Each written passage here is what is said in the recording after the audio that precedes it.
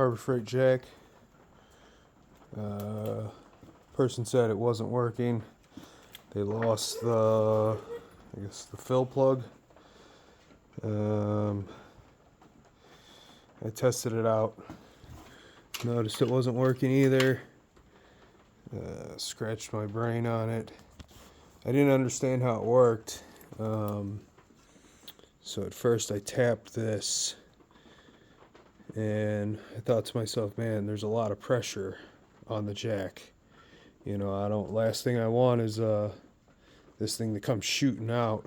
I've seen where hoists, the hydraulic lines blow on a hoist and it just comes crashing down. Well, it hits the lock, but it shoots down before it hits that lock. So I was like, okay, I guess I'll weld a nut on there. So I went ahead and welded a little nut. It's not perfect, but it's airtight. And put a little more common size, because I tapped it out at first, 10 by 125, which is a more common bolt than, for me, for imports. And I checked out some videos, did everything everybody said. It still wouldn't jack up. So I took it all apart. If you take this off, this whole cylinder here comes out. So I didn't understand how it worked. So basically it's a cylinder inside a cylinder. So inside of here there's another cylinder, and that's what this ram rides in. So when you're pumping it up, this is basically forcing fluid into that inside ram. All this outside ram is a reservoir. So if you ding it or dent it or whatever, you don't have to worry too much. At first I thought, okay, it's something that rides in there. It goes all the way up. Fluid goes down below. Because I seen a video, he said, raise it all the way up and then fill it. That's not right. Don't do that. So basically it still wasn't working. And I noticed every time I would pull this thing up, it would pull itself back down.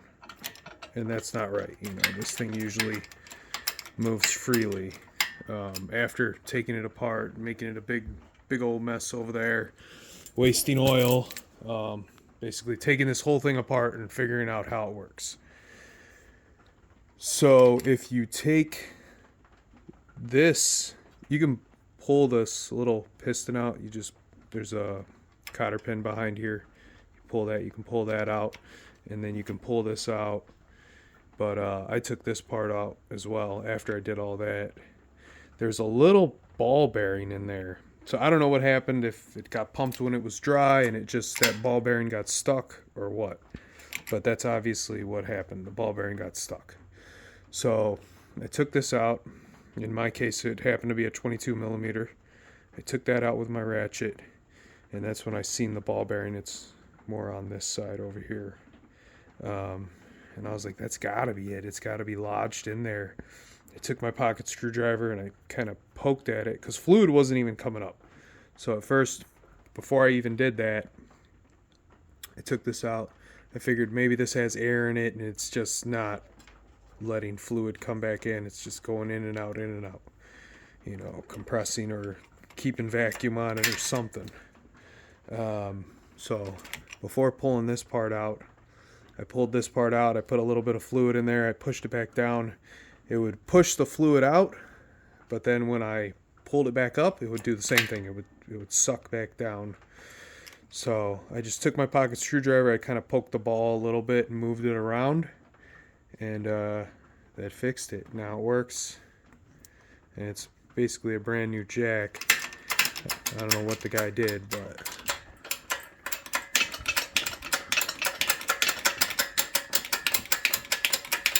now it works. So hopefully this helps somebody. I don't know, I couldn't figure it out or find any videos really. Obviously I figured it out now, but I couldn't find any videos about that, just about filling it.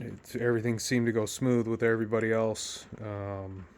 But yeah, so if you ever have to where this thing's pulling back down and you lost your fluid somehow, take this all apart, mess around with that little ball, and hopefully you can move it and get it to work again. All right.